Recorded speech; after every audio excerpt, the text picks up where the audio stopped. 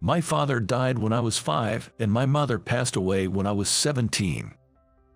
I have a sister, Lena, who is 4 years younger than me. After our mom passed away, Lena and I got by with some help from relatives. Once mom got sick, I quit high school and started working part-time jobs to make a living. I learned how to cook, something I had never done before, to prepare meals every day for Lena. I made time between jobs to attend school events and tried to give all the love I could to raise my sister right. Lena always expressed her gratitude to me. She's a very honest, hard-working, and lively girl with many friends because of her personality. Eventually, I left my part-time jobs and was lucky enough to get a job at a local company. Lena, on the other hand, went to a high school for welfare studies and, after graduating, started working at a welfare facility. Henry, since we lost Dad and Mom early, there's no one for us to care for, right? That's why I wanted to work at the welfare facility, to help people who are physically struggling. I was really impressed when I heard her reason for choosing her job. I'm proud of how well my sister has grown up. With her employment, Lena began living on her own, and we started living apart. At her workplace, Lena, always smiling and friendly, seemed to be well liked by the elderly residents and her colleagues. Lena has always been earnest and gives her all in everything she does. That attitude must touch people's hearts. That's something our late mother always used to say. Remember, whatever you do, give it your all with all your heart. If you do, your feelings will get through and ultimately lead to good results. Dad always used to say that too. I believe Lena inherited that spirit from our mom. As for me, I'm clumsy and not very savvy. I get flustered easily when I'm rushed, often irritating those around me. The company I work for supplies locally grown and processed vegetables to supermarkets nationwide. My department manages the sales of these products in supermarkets. It's been 8 years since I joined the company, but my time at work hasn't been very fulfilling or successful. I've been living some pretty remarkable days. That's why they still don't trust me with important jobs. Then one day, there was a seat change in the department, and I had to work next to Oliver, the head of the department. Oliver is quiet and unsociable, but very competent at his job. He's around 50 years old with a handsome face, looking more like he's in his 40s. I find him a bit hard to handle. I've never seen him smile, and his face when he's working is kind of scary. Once, when I asked him something I didn't understand, he snapped, "Are you asking me something even a newbie would know?" Since I started working near Oliver, I was always nervous and felt overwhelmed every day. Oliver gets annoyed if you ask him something he's already explained once. I already taught you this before, didn't I? Don't ask twice. It's a waste of time. Saying this, he wouldn't teach me again. I can tell my slow learning frustrates him. And then, Oliver began to delegate his work to me. The job was simple enough for anyone to do, but there was just so much of it. I had to check the sales of products delivered to each store and identify the popular items, but with so many types, I couldn't finish without working overtime. Although the tasks were simple, they were time-consuming and tough. Afterwards, Oliver didn't assign me any difficult tasks. He just kept dumping a large quantity of easy tasks on me. Don't forget to check the products again today. Once you've done that, make sure to compile the data into a report. I have to check them again. What? You got a problem with that? No, not at all. I got it. Overtime again. Even when my overtime was inevitable due to the workload, Oliver would leave without saying a word. I wish he'd help out a bit. I guess he just doesn't like me. And probably thinks I'm not capable. That's the feeling I had. Amidst these days, I got some happy news from Lena. She was getting married to her boyfriend. He was the son of a doctor she met through her work. I had met him several times after Lena introduced us. He was a calm and well-mannered guy. I thought he would surely make Lena happy. And being a doctor's son, he probably wouldn't struggle financially. Kind of like marrying into a wealthy family. Lena, who had lost our parents early, had been through a lot of hardship. As her brother, I was happy to know she was marrying into a wealthy family, but then I got a call from her. "Hello, Henry. What's up all of a sudden? What's going on?" I've decided to marry him." "Oh, really? That's great. I fully support your marriage to him." "Yeah, so I want you to come to the wedding." "Oh, of course." So I was going to attend Lena's wedding. I reported it to HR and also to Oliver, but he just said I see and nothing more. Man, at least a congratulations would have been nice, I thought. 3 months passed, and on the day of the much-awaited wedding, I headed to the venue in a newly tailored suit. I even prepared a high-end camera to capture Lena's big day. I was really looking forward to my sister's wedding. While excitedly imagining Lena in her bridal gown, I was on my way to the wedding venue. While waiting for the traffic light, I spotted an old man sitting on the edge of the road, unable to move. He must have been around 70 years old. He was sitting with his belongings, holding his leg. I rushed over and asked, "Are you okay? Could you give me a hand?" I immediately offered my shoulder and suggested taking him to the hospital, but he smiled and said, "I just stumbled a bit. I'll be fine once I get back to my facility." "Really? Where is your facility?" I was surprised when I heard the details from the old man. It turned out he was attending the welfare facility where Lena worked. He had fallen and hurt himself on the way there. I quickly hailed a taxi to take him. When I mentioned in the car that Lena worked at that facility, he was surprised. "You're Lena's brother. What a coincidence." He then smiled and said, "Lena always treats me well. Her smile truly saves me every time. It really lifts my spirits." Hearing that made me happy too. Suddenly, the elderly man looked at me and said, "You're wearing a very nice suit.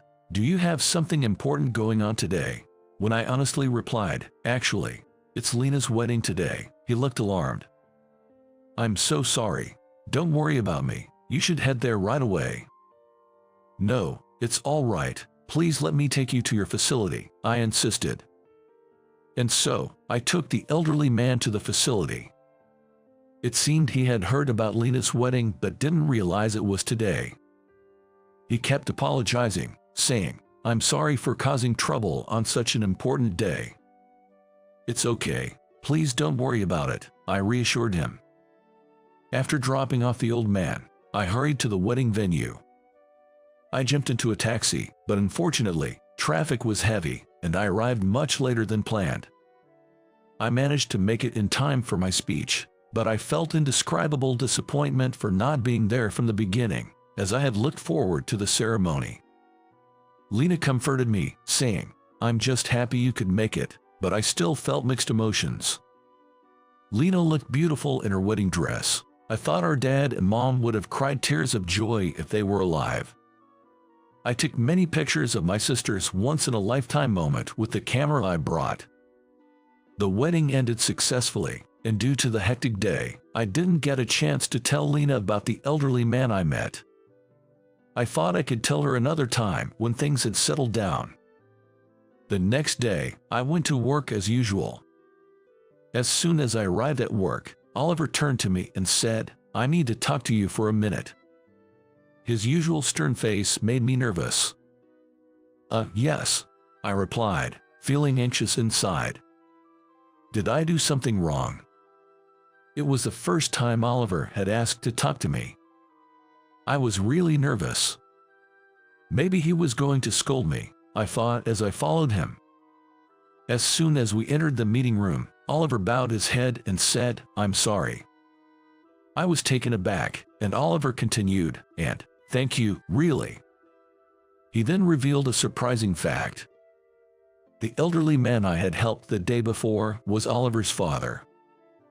The old man had spoken to Oliver about me at the facility. On that day, I had given the elderly man my business card as I was leaving. He must have seen the card and realized that I worked at the same company as Oliver. Oliver said, "Your sister Lena seems to take good care of my father. He's been smiling a lot more since he started going there." While saying this, Oliver smiled warmly, a sight I had never seen before. I was a bit shocked to see this side of him. Oliver continued to talk happily about his father. He must really love his father. He even shared memories of his father from his childhood. Then suddenly, Oliver said, "I have high expectations for you." "What?" I exclaimed in surprise. I stared at Oliver, making a silly face. "You'll do well once you've got the basics of the job down. That's why I gave you a job for a while, so that you could learn a simple job perfectly first." Oliver continued, "I wouldn't bother giving work or getting angry at someone I see no potential in. The task of checking the best-selling products delivered to stores is the foundation of the job," he said, patting my shoulder. Indeed, Oliver was right. His tone was as blunt as ever, but his face carried a kind smile. "Thank you. I'll work hard to meet your expectations, so please keep pushing me," I replied with a smile.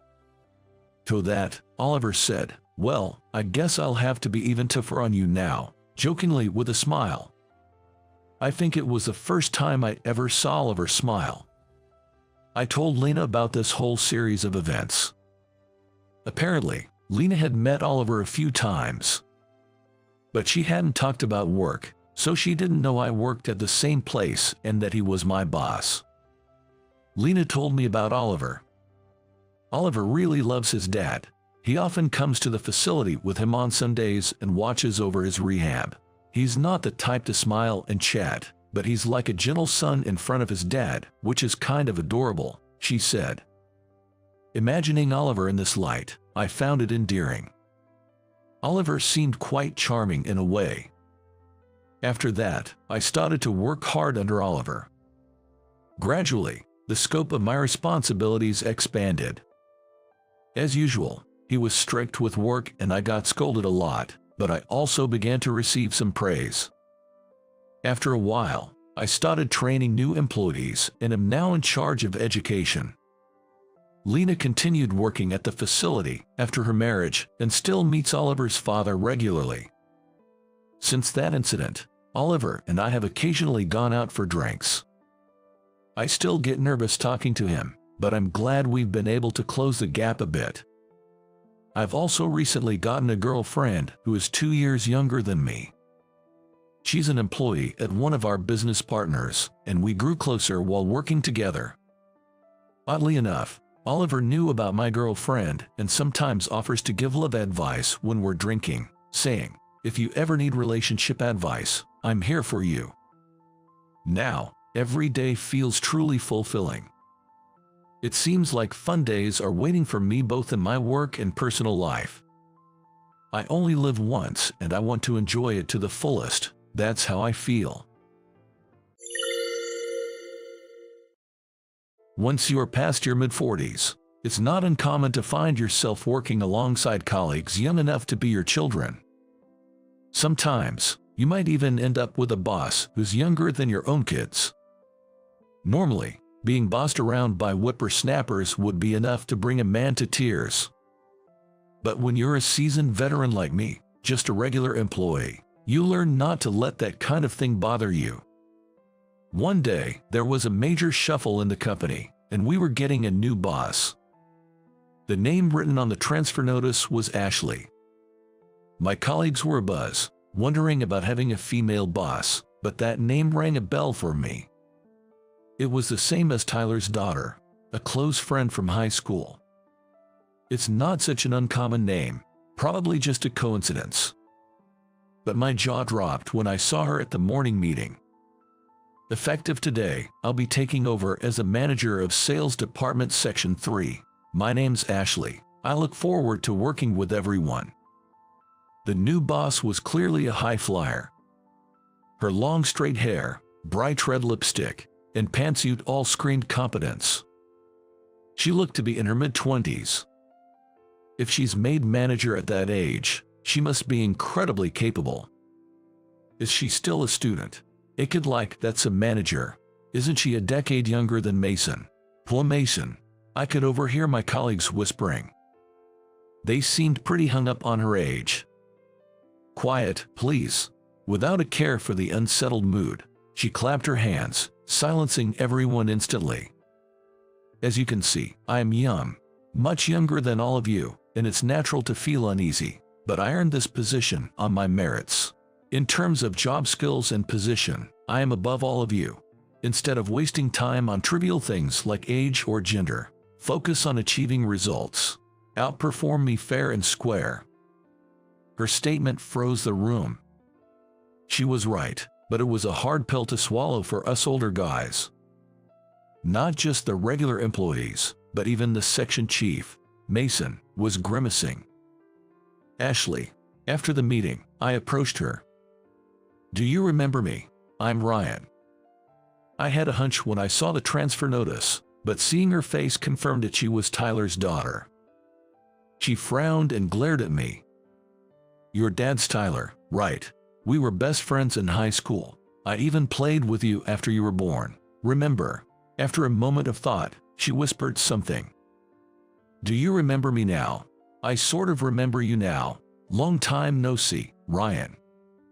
Long time no see. Last time I saw you, you were in elementary school. You've grown up so much. I guess I'm really an old man now. I laughed, but she remained serious. I am the manager of the sales department. Our relationship is strictly professional, so please don't be so familiar. With those cold words, she quickly left. I wonder how her dad's doing. I haven't heard from him in about 10 years. Without answering, she left the room without looking back. What was with that attitude? So different from when she was a little girl. Well, I guess that's to be expected. It's been so long since we last met. She's grown up, and people change. But still, she was so different from the Tyler's daughter I remembered. She was as capable as she seemed, but her unyielding demeanor made her quite a few enemies. She was a perfectionist at work, where results were everything to her. She didn't hesitate to speak up against anyone, always delivering hard truths. If there was even a slight fault in someone else, she wouldn't let it go until they admitted their mistake, never backing down herself. Because of this attitude, her reputation among the colleagues was pretty bad. No matter how good she is at her job, that attitude is just not okay. With that strong personality, she'll never find a partner. She'd be pretty if she just kept quiet. I've often seen colleagues whispering such things behind her back.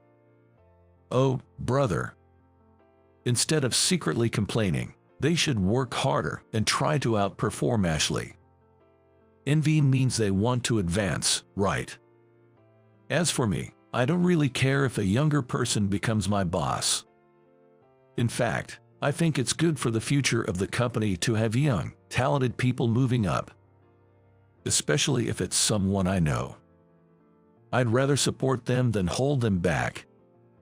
A screw-up old guy like me should just stick to being a regular employee. But then, a situation arose where I couldn't just take it easy. I was assigned to a new project, along with her. Make sure you do a good job, Ryan. We know you're more capable than you let on, so we're counting on you for this project. Mason and the other colleagues said encouraging things, patting me on the back. These guys, they just didn't want to work with her and dumped it on me, didn't they? This was a big project, honestly too much for me, but since no one else volunteered, I had to accept it. And today, it was just the two of us meeting to discuss it. You're 2 minutes late. As soon as I entered the meeting room, she said that. I just stopped by the restroom. My apologies. I had informed you of the start time. Please make sure you act in time, and stop saying my apologies. I'm sorry. I'll be more punctual next time. She let out an obvious sigh. Ryan, I just don't see any motivation in you. Why did Mason recommend you for this project? Maybe because I looked free. I couldn't tell her that I was probably pushed into this by Mason and the others, so I brushed it off, and she frowned as usual. How old are you again? Next year I'll be the same age as your father, 50. And you're not embarrassed to still be a regular employee. Why should I be embarrassed? Capable people get promoted, and those who aren't stay regular employees. I'm just content with the system. Don't you want to advance? I'm fine where I am right now. That's just sad. She said that, wrinkling her face in disappointment. Do you have any kids? I'm a proud bachelor. I see. Maybe that's for the best. If I had a father like you, I'd probably despise him. Her unapologetic way of speaking made me laugh. But honestly, I think the same. I wouldn't want a dad who lacks motivation at work. Marriage itself just doesn't seem right for me. I've liked many women, but I could never bring myself to want to share their lives with me. Marriage and parenting. Taking on such responsibilities that you can't easily shed. No thank you, that's still my view. Since it's the only life I have, I want to live it fully for myself. I guess that's just the kind of person I am. Why are you laughing? Sorry, you're absolutely right. I'm not cut out to be a parent. Someone like Tyler should be the one. Are you talking about my father? Yeah, is he doing okay? No news is good news, they say, but with him, it's probably just laziness and writing. As I said this and looked at her, she still had that stern look on her face. Why such a long face? It's not cute. A woman needs to be charming. Charm is not required in business, and please stop using such outdated phrases. Outdated. They sound old-fashioned. Knowing I'm an older man is one thing, but being told directly stings a bit. Ignoring my forced smile, she left the room. I felt a real distance between us. Of course, some of it is due to the unnecessary things I say, but even excluding that, it's like she intentionally keeps her distance whenever I try to talk about anything other than work. Especially when I try to talk about Tyler, it feels like she intentionally creates distance. Despite her aloof attitude, the project we were working on together was progressing better than I thought. Even though she was curt, her thoughts came across clearly, and the interaction flowed smoothly, with negotiations going well. Ryan, you're actually good at your job. I was secretly pleased to hear her say that. Then, one day, as our project was reaching its climax, I noticed something was off with her from the morning. She looked pale and distracted, fidgeting and checking her phone repeatedly, then staring blankly into space. She was definitely not her usual self. If you're feeling sick, maybe you should go home early today. No, I'm fine. With that look, you won't be able to work today. Go home. This is an order from an adult. Understood. Unusually subdued, she quickly agreed and prepared to leave. Just before leaving the room, she turned back suddenly. Ryan. Yeah. Never mind, it's nothing. I'll be leaving first. As she walked away, her back looked frail, and I couldn't help feeling anxious. What could have happened to her? That night, I got a call from someone claiming to be Tyler's relative. Hello, is this Ryan? I have to tell you something. I rushed to the hospital they mentioned. Tyler in critical condition with terminal cancer. Wasn't no news supposed to be good news?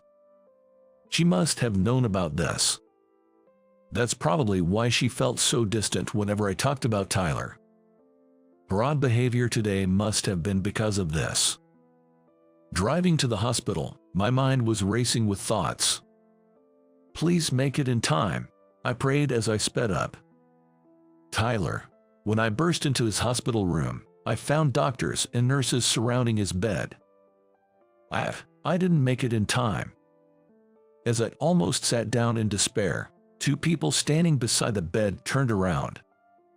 One was the woman from Tyler's family, who called me, and the other was Tyler's daughter, my boss. Her eyes were red and swollen with tears. "How long has he been in this condition?" Sitting down together in the lounge on the sofa, I asked her about everything that had happened. "He's been in and out of the hospital for about 2 years," she answered quietly, looking down. The thin gray handkerchief she was clutching was wet and discolored from her tears. Just seeing that, I felt I understood all the emotions she had been holding back. "You've done really well."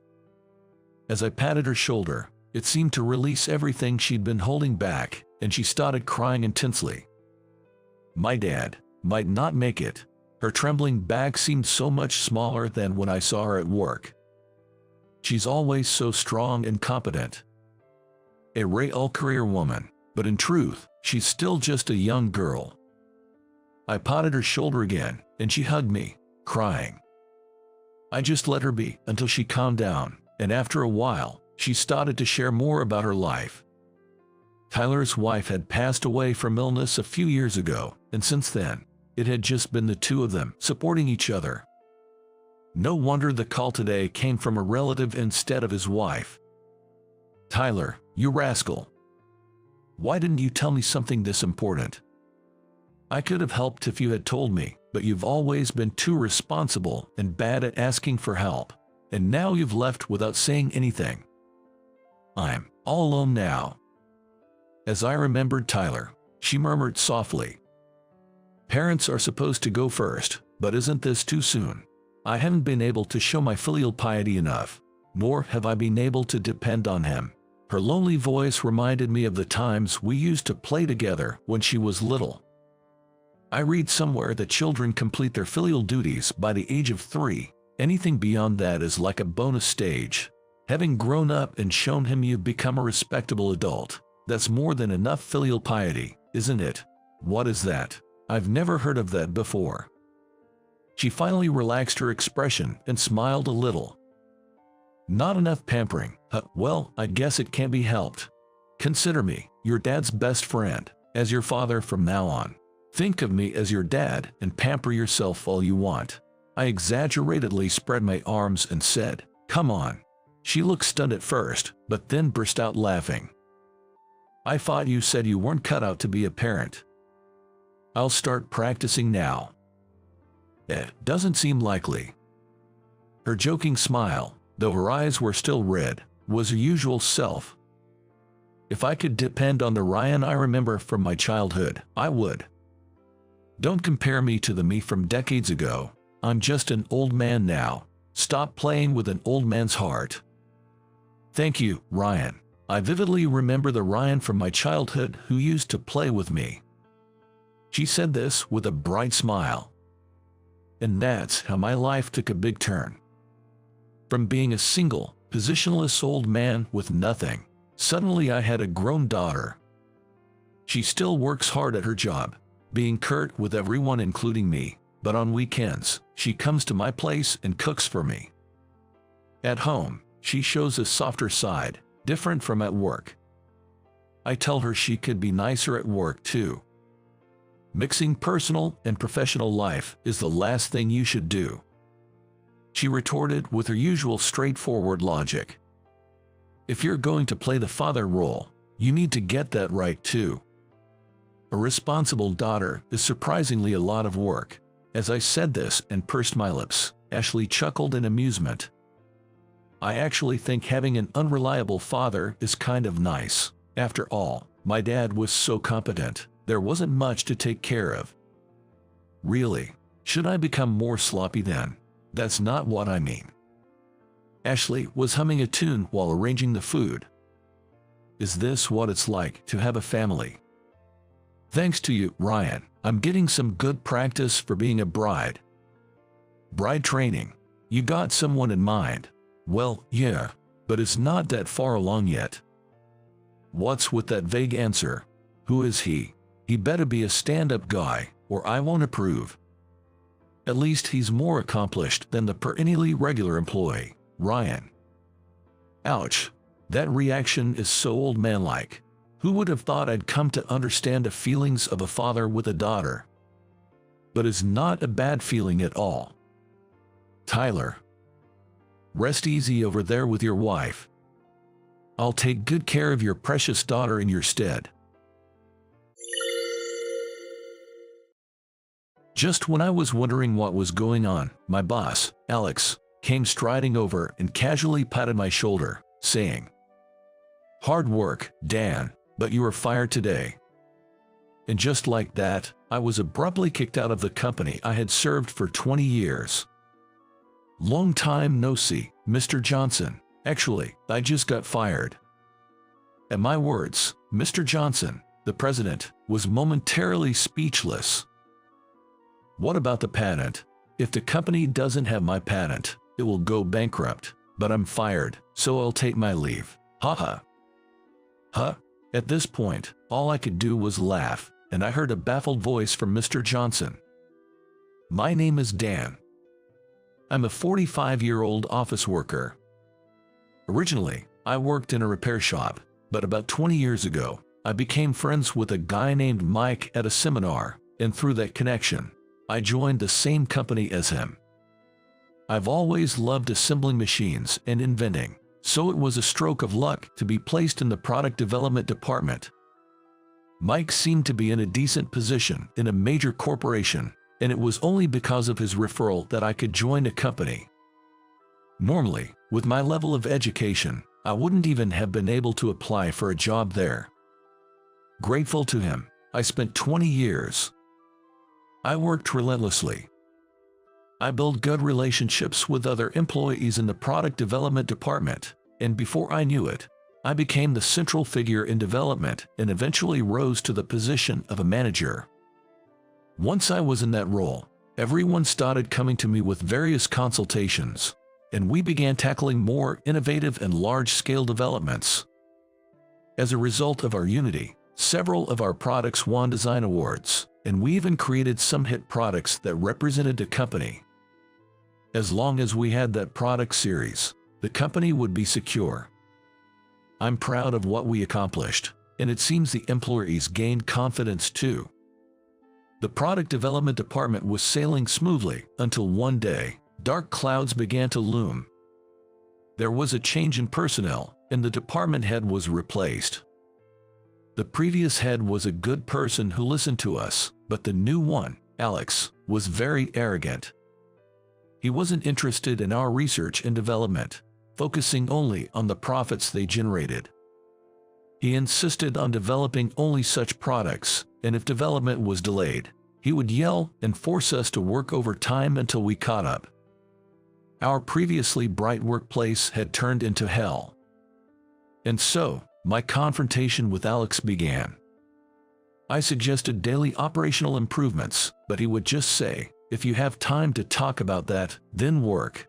Even if I presented new product developments, most of my proposals were ignored, and I was asked for meaningless improvements. If a proposal was accepted and moved towards productization, I was rushed to complete it, given absurd instructions, and forced to work overtime until it was done.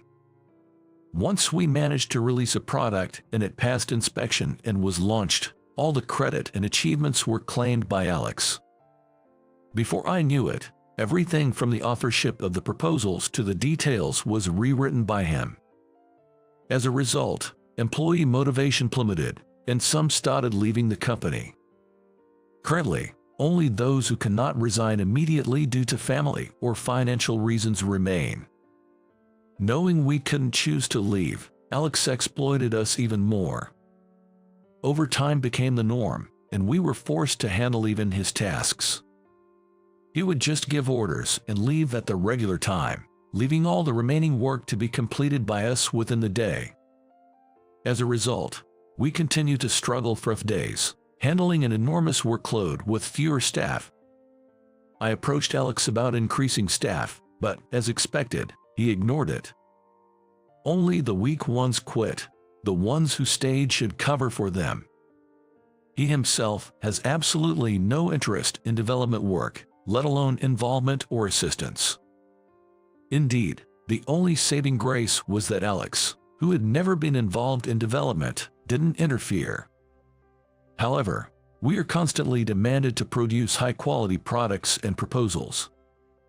No matter how good the products we create, they end up being taken over by him, a fact that is silently driving the staff to despair, feeling exploited and hopeless. Watching my colleagues become increasingly haggard day by day, I wondered what I should do. At this rate, the product development department will fall apart. The skills of those who have worked so hard up to this point are high. Honestly, they could probably make it in another company. But finding a new job takes time, and resigning voluntarily means a reduced severance. Besides, I doubt Alex would let them resign normally. That fear has led many to resign themselves to staying. Sure, we receive a salary, but considering the overtime, it's not worth it. Moreover, despite working beyond regular hours, Alex seems to be covering up that fact. Perhaps the only option is to speak directly to higher-ups, but that's a last resort. I have many grievances against Alex, but I care about this company and don't want to escalate things and tarnish its image.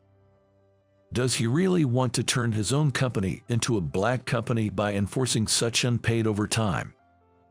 His actions could damage the company if rumors spread. It would be more than just a departmental issue. It could severely harm the entire company and lead to many job losses.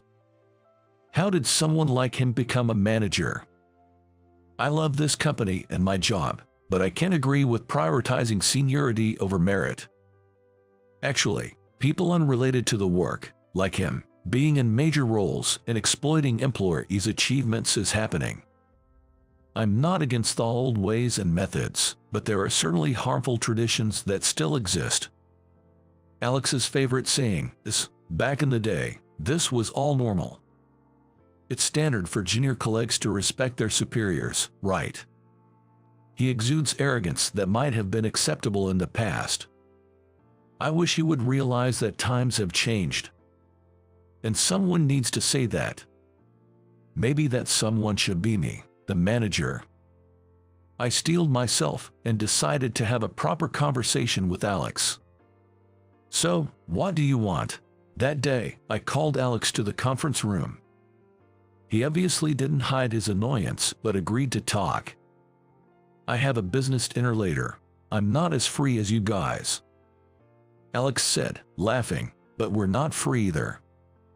In fact, we're cutting back on sleep because of him. Alex, you really need to change your behavior. Do you realize what you're doing could be illegal? Huh, what are you talking about? You guys are choosing to work overtime. I never forced or recommended it. I was utterly disgusted by his blatant lies. Doesn't he realize that if someone sues, the company could be in crisis? The staff is at their limit. Please, return the achievements and rights you've taken from them. I pleaded deeply. But all I got in return was his loud, mocking laughter. What are you talking about? You should be happy to work under me. You like your job. That's why you don't quit, right? That can't be true. Everyone's at their breaking point. Do you intend to ruin this department? If it collapses over this, then so be it. With that, Alex brushed past me and left the room. I never thought communication with him would be this impossible. I let out a heavy sigh. I have to report this to the higher-ups somehow. Reluctantly, I worked overtime with the staff that day before heading home. The next day, as I entered the office, thinking of ways to have a serious talk with the upper management, all eyes of the employees were on me. Just when I was wondering what was going on, Alex walked up to me and casually patted my shoulder, saying, "Hard work, Dan, but you are fired today." And just like that, I was abruptly kicked out of the company I had served for 20 years. Holding my bag, I left the building in shock, and after a while, anger started to bubble up inside me. I took out my cell phone and called a certain number. "It's been a while, Dan. It's rare to get a call from you." The person on the other end was Mike, the one who had invited me to join this company. I should tell him what happened. Long time no see, Mr. Johnson. Actually, I just got fired. At my words, Mr. Johnson, the president, was momentarily speechless. What about the patent? If the company doesn't have my patent, it will go bankrupt. But I'm fired, so I'll take my leave. Haha. Huh? All I could do was laugh, and I heard a baffled voice from Mr. Johnson. Then, I had to make a beeline back to the company I had just left. Mr. Johnson had called me into his office. What in the world is going on? Can you explain it to me? Sitting across from him on the sofa, I took a sip of the coffee he offered. Mr. Johnson, what was your intention in appointing Alex as head of product development? I did approve it, but I thought there wouldn't be any problems. Was it because of seniority? At my question, Mr. Johnson quietly nodded. Well, it's a tradition, you know, promoting someone without any issues.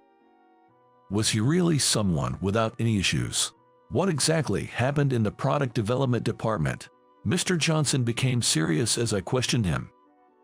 I then reported everything that had happened in detail. He listened to my words quietly without interrupting. After I finished, he apologized me. I had no idea it had gotten to this point. I'm really sorry. There's no need for you to apologize, Mr. Johnson. Well, indeed, some responsibility lies with you. That's right. As the president of this company, I am responsible for the actions of my employees. With a sigh, Mr. Johnson dropped his shoulders. If such things are happening under my watch, it means I have failed in leadership. Moreover, to fire you. Yes, it was too reckless, especially not knowing about my patents. It was an emotional decision that put the company in jeopardy. I said in a tone of disbelief. Alex probably fired me, the vocal one, to set an example, but as someone who has been involved in product development for 20 years, I hold several patents. If I leave, the loss to the company would be immeasurable. Especially if I were to join a rival company, it would be catastrophic. Alex exposed the company to risk just to flaunt its power. Such childish and thoughtless actions gave me a headache. But Mr. Johnson seemed to have a different view. Indeed, Alex's performance as a manager has been good, but I haven't heard of any extraordinary achievements. Looking me straight in the eyes, he continued. In fact, since he became manager, there have been many complaints about the increase in resignations. Issues like overtime and taking credit for others' work are news to me. Indeed, for HR, the high number of resignations must have been apparent. But where did all the plans and awards that I thought Alex had monopolized go? From the company's side, bonuses and awards are supposed to go to the proposers, not Alex, but you guys haven't received them, have you? Mr. Johnson asked me, seeking confirmation, and I shook my head firmly. No, if we had received those, many of the staff who resigned might have stayed. Especially the younger and more capable ones, who couldn't endure the environment and left. It's a significant loss. Factional strife. Why does it always come to this? What do you mean? I asked Mr. Johnson about the true meaning behind his words. It seems there was a factional struggle when Mr. Johnson was appointed to his position against another presidential candidate. The upper management was split in half, creating a tense atmosphere.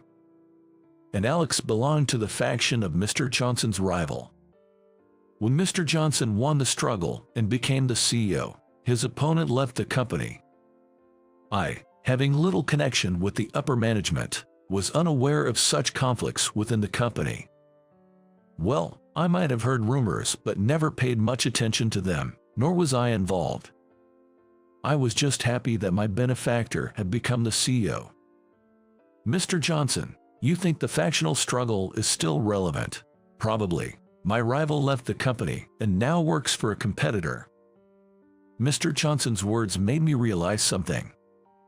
The employees who resigned, they were probably poached by the rival company. I see. So Alex's tyrannical behavior was for that purpose. So, Alex is connected to the other company. Not just him. There must be several people in significant positions involved, keeping it from reaching my ears. It was odd that such blatant injustice had occurred without any rumors reaching the upper management. Someone was manipulating and hiding the information. They are likely connected with the rival company, trying to bring down ours from the inside. A betrayal of our own company. But why would someone in a managerial position take such actions?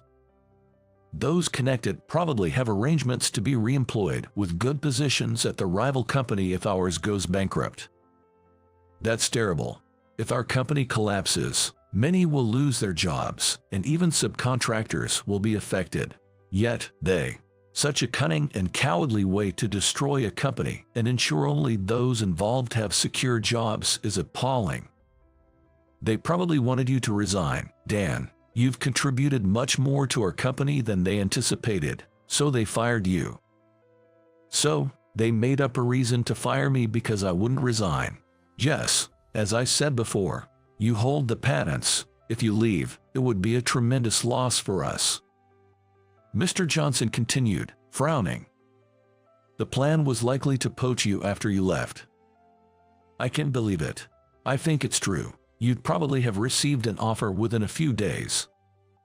That explains the sudden firing, but it's frustrating to think they expected me to easily sway. But I wouldn't sell out everything to a rival company. At least not while Mr. Johnson is still here. I wouldn't let my patents go to another company. They probably never considered that. Indeed, I've been underestimated. Good thing you're a man of integrity, Dan. Mr. Johnson's face finally relaxed, having been tense all this time. Anyway, I have no intention of approving your dismissal. If any such documents are submitted, I'll handle it immediately. So, does that mean I'm not fired? Of course, I want to build up this company together with you. Mr. Johnson's words finally allowed me to feel truly relieved.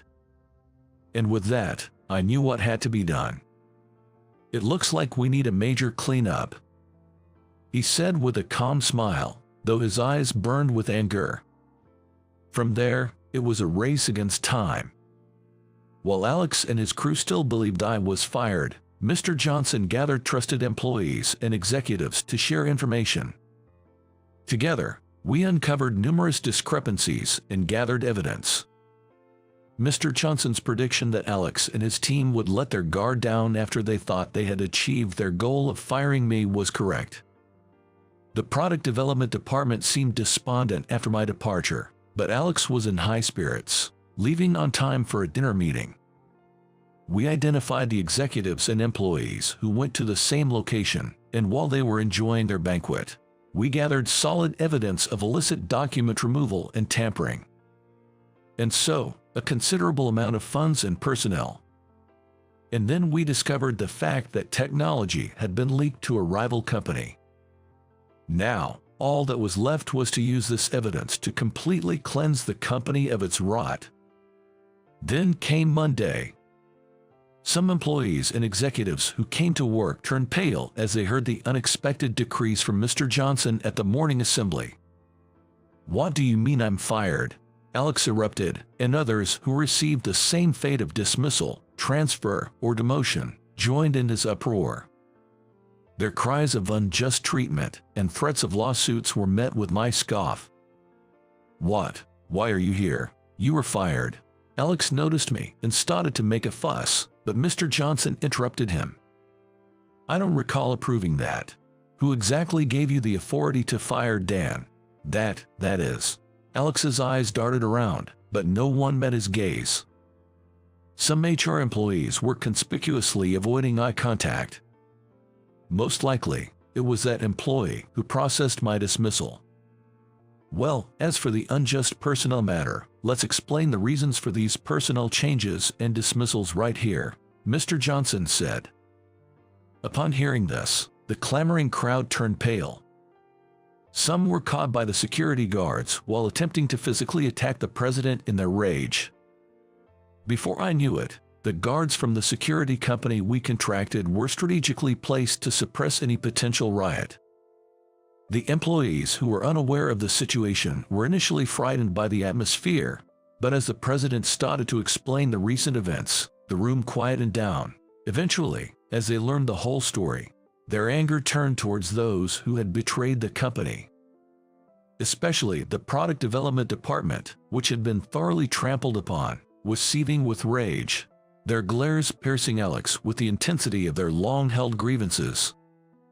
Realizing the depth of their resentment, Alex was visibly shaken and trembling.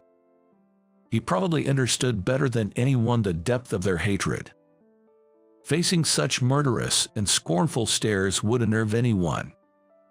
Although there was no intention of pressing criminal charges, the company was prepared to sue them if they claimed unjust dismissal.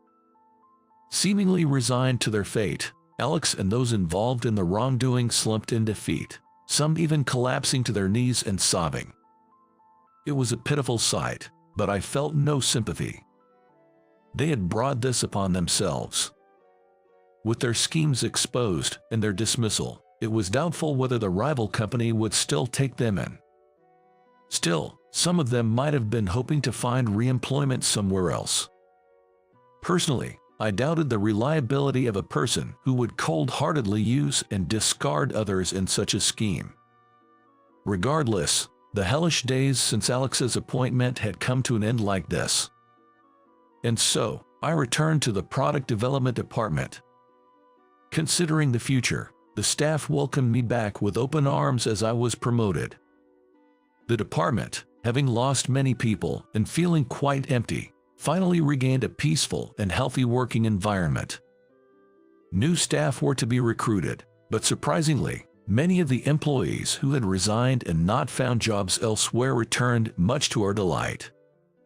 Apparently, they had been approached by the rival company but sensed something suspicious about the timing and declined. They were even threatened in some cases and had advised others planning to leave that it was better not to go to such a company.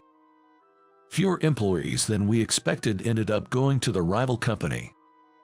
Some, including Alex, managed to find new jobs after their dismissal, but were apparently being worked hard as regular employees.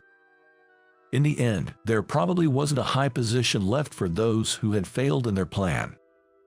Still, the fact that many employees who were well acquainted with our internal affairs had gone to the rival company was a significant blow to us. However, considering that we had eradicated the spread of corruption within the company, it was something we had to accept. Being able to continue working at a company I like, doing the job I love. For me, just being able to regain that everyday life is enough. Mr. Johnson, though known for his gentle and kind demeanor, was not someone to be taken lightly. Once the initial cleanup was over, and as we approached the time to welcome new recruits, he reviewed and made significant reforms in the company's traditions. He thoroughly enforced compliance and transformed the system into a healthy and motivating environment where those with skills and achievements could advance. In the process, we reevaluated the direction of our products, rendering the information held by the employees who moved to the rival company almost worthless. Mr. Johnson, known for his calm and kind demeanor, gained renewed respect from many employees through the series of mass firings and new reforms. Some executives who had underestimated him now viewed his leadership with a sense of awe. Thus, our company grew and, a few years later, became renowned as a major corporation. I never imagined such a coincidence would happen, especially not when I was a kid. It's a strange twist of fate. Since elementary school, I've loved reading novels. Mr. Johnson, is it okay to borrow this many? It's fine. Borrow as much as you like. These are my books, so feel free to read them. The classroom library, where the teacher gathered books that the students wanted to read, changed its collection every week. The books were chosen based on a survey, but I was about the only one who was really into books. So it always ended up being the books I wanted to read. I felt somewhat guilty, But Mr. Johnson, our homeroom teacher, was kind and told me it was okay. Hey, why do Mr. Johnson prepare so many books for us? He wants us to become people who can save others with words, not hurt them. Words can become a dangerous weapon if used wrongly. Mr. Johnson always said that during the 2 years he was our teacher, giving us the chance to read many books. He was a mentor to me. And now, at the age of 39, I'm attending his funeral. I never thought we would part so soon. All the former students attending are shedding tears. It's a funeral that shows how much he was loved. Many classmates were also there. Isn't that Michael? You came too. Jer, of course. It feels nostalgic. We used to play a lot as kids. The person who spoke to me was a good friend from back then, and it was the first time we met since graduation. Not just him. I hadn't met any of my classmates since then, so seeing their familiar faces made me feel nostalgic. Then, I was called out in a deep voice. Hey, Michael. It's me, Tom Clark. Long time no see. His voice had changed, and I didn't recognize him at first, but as soon as I turned around and saw his face, memories came flooding back. I remembered how he embarrassed me in front of everyone and blamed his misdeeds on me. He had bullied me quite a bit. As I struggled to find words, he snorted, laughed at me, and clapped me roughly on the shoulder. Been doing well. You went to that smart middle school, so we never had a chance to meet. That was his way of being sarcastically rude. He hasn't changed in the way he has always looked down on people. Tom went to a prestigious school everyone knew, and I went to a middle school with a lower academic standard. I had taken the entrance exams because of my parents' wishes, but my academic abilities couldn't keep up, so that was the only choice I had. How were your 3 years in the middle school? Did you enjoy them? As I struggled to answer, Tom had a smug smile on his face. Just as I was wondering how to escape the situation, Kevin, who had been the class president, raised his voice. Everyone, if you're free after today, how about we hold a memorial for Mr. Johnson? Since we've all gathered, it could also be a reunion. Let's talk about him. I'm sure he'd be happy about it from up there. Everyone agreed with Kevin's suggestion, and those who could make it decided to go to a bar. I had some time after, and it had been a while since I saw everyone, so of course, I decided to go too. The only thing bothering me is Tom. I don't want to be harassed like in the old days, even now as an adult.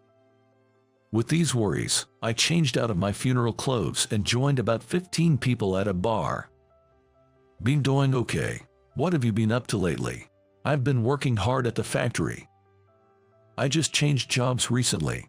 It wasn't just me meeting everyone after a long time. As we all caught up, asking about each other, it somehow became my turn. You're fine, Michael. As I opened my mouth to speak about my current life, Tom spoke first. No need to force yourself to talk about your daily life. He said it with a deliberately kind face. He doesn't know anything about my life. Michael has been struggling in life. It's sad to make a classmate you haven't seen in a long time talk about that, right? Indeed, my attire today was an old t-shirt and shorts, hastily changed from my funeral attire, so it was a bit wrinkled. With Tom's presumptuous tone and my less than pristine clothes, they probably thought I was really struggling. The other friends didn't try to ask about my current situation. Tom has always been like this. He's good at making a nice face to those with power or popularity. Plus, he's eloquent, smart, and athletic, so he's strangely persuasive. He could say anything about me, true or not, and people would believe him. As I felt a wave of sympathy from those around me, the atmosphere turned somber. Kevin, trying to be considerate, changed the topic. How have you been lately, Tom? You have a daughter, right? Jer. She just became a high schooler, and she's about to debut as a novelist. She's getting published soon. Tom's expression brightened at that, and everyone was surprised. That's amazing. What's the book called? It's a romance novel called Your Hand. She got scouted by a publisher after I posted it online. About that book. As I tried to speak about the book, Tom let out an exaggerated sigh, cutting me off. Sorry, Michael. If it sounded like bragging, I apologize. I'm just happy for my daughter. Don't worry, I'm not asking you to buy it.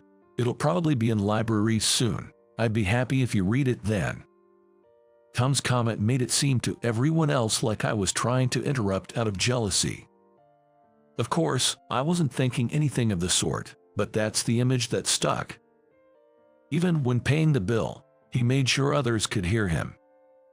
Let's all go Dutch, Michael, you're fine. I'll cover for you. Next time we meet, just listen to my stories, okay? And with that, Tom added insult to injury. Everyone paid, but in the end I didn't. I had my wallet and enough money to pay. To be looked down upon and treated so miserably at this age, it's so embarrassing, it makes me want to cry. Even if I say I have money now, probably no one would believe me. After everyone dispersed and it was just the two of us, Tom dropped his pleasant facade and muttered, "Must be tough being incompetent." I was seething with anger, but I refrained from shouting. It seemed pointless, so I just walked out to the main street from the alley. Then, Tom's wife came to pick him up, and he brightened up again. "I was nearby, so I came to get you." "Thanks." She was a very beautiful, cheerful woman, and they looked good together. "This is my wife. She's an executive secretary. You probably never get to meet someone like that," he said in a voice quiet enough for her not to hear, then walked away without looking back. In front of everyone else, he's kind and cheerful, but around me, he's just mean. I bet none of our classmates would believe that Tom, who's on the fast track to success with a beautiful wife, could say such things. Thinking about all this, I walked home alone, feeling lonely. In my apartment, where I live by myself, I read a novel.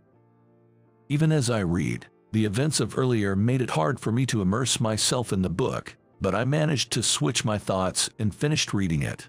Beautifully written and with a gentle worldview, the novel is a heartwarming experience once you get into it. I don't know how many times I've been saved by novels like this. Before the emotions it stirred in me could fade, I put the book back on my shelf. Then, as usual, I sat in front of my computer and summarized my thoughts on the novel I just read. The next day, I read another novel and summarize my thoughts on that too. This was my daily routine. Then, on the weekend, I was invited to a party and attended it in a suit. Ladies and gentlemen, we are now starting the book launch party for Your Hand by Emma Clark. Sitting among the guests in the large venue filled with publishing professionals, I listened to the announcement. Next, we'll hear from Mr. Smith. As the people involved in the project took turns giving their speeches, my name was called and I went up to the stage. I'm Michael. I had the honor of writing the endnote critique and the cover comment for Your Hand. First, I want to thank editor Bob for this opportunity. As I nodded to Bob, I looked out over the audience and saw Tom's face. He looked shocked, his eyes wide and his expression incredulous. The first thing I felt when reading Your Hand was the freshness of the writing. It's something I, as an author of over 20 years, couldn't possibly express. While I did feel parts were still immature, there's a certain expression only possible due to that immaturity. It's something that will change as you grow, so please fully express what can only be enjoyed now. It's a weapon that can capture the hearts of young people, as it's true to your age. Thank you, Emma whispered, her eyes brimming with tears. I hadn't known they were father and daughter until Tom mentioned it yesterday, but the editor had told me she was an ardent fan of my novels. She started writing after reading my books. It was gratifying to know a young person enjoyed my work, and that's why I accepted the task of writing the endnote and cover comment. I continued my speech. I'd like to share a bit about myself. As a kid, I loved the library my teacher, Mr. Johnson, set up. Every week, it was filled with new books. Back then, I was bullied by classmates and it was tough, but I had to go to school to read those books, so I did. I realized just recently at Mr. Johnson's funeral that he might have known about my situation and deliberately stocked my favorite books. Tom's face grew increasingly pale and he started trembling, looking down. It probably terrified of being exposed for his past actions. "Dad, thank you," his daughter said, oblivious to his inner turmoil. The situation was bizarre.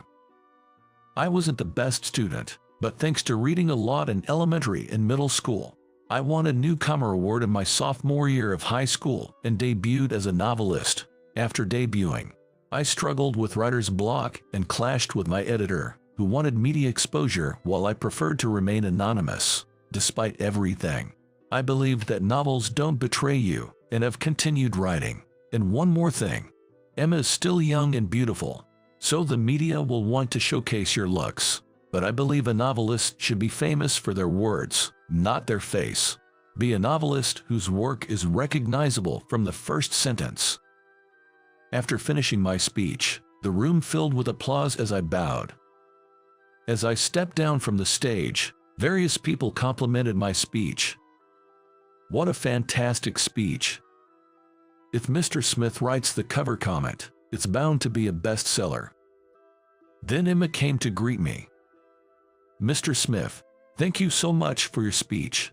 "Not at all. I've read all your books. I've admired you since I was a child, so getting your comment is like a dream come true. Your novels have saved me so many times." She seemed nervous, but earnestly conveyed her feelings. Then, Tom, her father, approached, looking around cautiously. "Can we talk for a minute?" I took him to a corner of the venue, away from his daughter's hearing. "Could you pretend the things I've done never happened?" Tom's polite tone was eerie. "What things are you talking about?" I knew what he was trying to say, but I wanted to hear it from Tom's own mouth. "The things I've done to you all this time. I don't want to ruin my daughter's life because of my actions." Tom said this with a trembling voice, looking smaller than I had ever seen him. "If that's what you think, then don't turn words into weapons." I wasn't ready to forgive him yet. "Please, don't reveal what happened in the past, please." I had no intention of revealing it. Words are meant to save people, but I want an apology from you, Tom. That would be saving me with words. His daughter, still not quite understanding the situation, was watching us from a distance. Tom straightened his back and bowed deeply to me. "I'm truly sorry." Hearing those words, my heart settled a little. "Listen, Tom, I can easily pay for a meal. I get a good amount in royalties, and I have quite a few jobs like giving critiques. Of course, I know. Emma loves your books. We have many at home, and I've read a few myself. I never imagined that Michael was you, Mr. Smith. You've been saving many people with your words." In the interview earlier, I remembered our teacher, Mr. Johnson. He knew I had a darker side and talked to me a few times. I couldn't reflect on it then, but now, even at this age, I realize how I turned words into madness. I've finally come to regret it. It's all come back to me. "Good. Change your heart. For your daughter's sake too." I felt relieved seeing Tom deeply nod, truly repentant. After that, Emma's novel gained support from middle and high school students. It didn't become a bestseller, but it sold well. She remained a fan of mine, often mentioning me as her favorite author in interviews and on social media. Perhaps because of that, we decided to write a short story collection together. My dream has come true. She was genuinely happy at the meeting. I was truly saved by her words and managed to get this far. To be able to publish a book with you, it's unbelievable. My dad will be happy about this too. Tom is happy. My father has recently become a fan of your work, and he also checks out your serials, and we often exchange our thoughts on them. Tom doing that. It was a profound and strangely surreal feeling.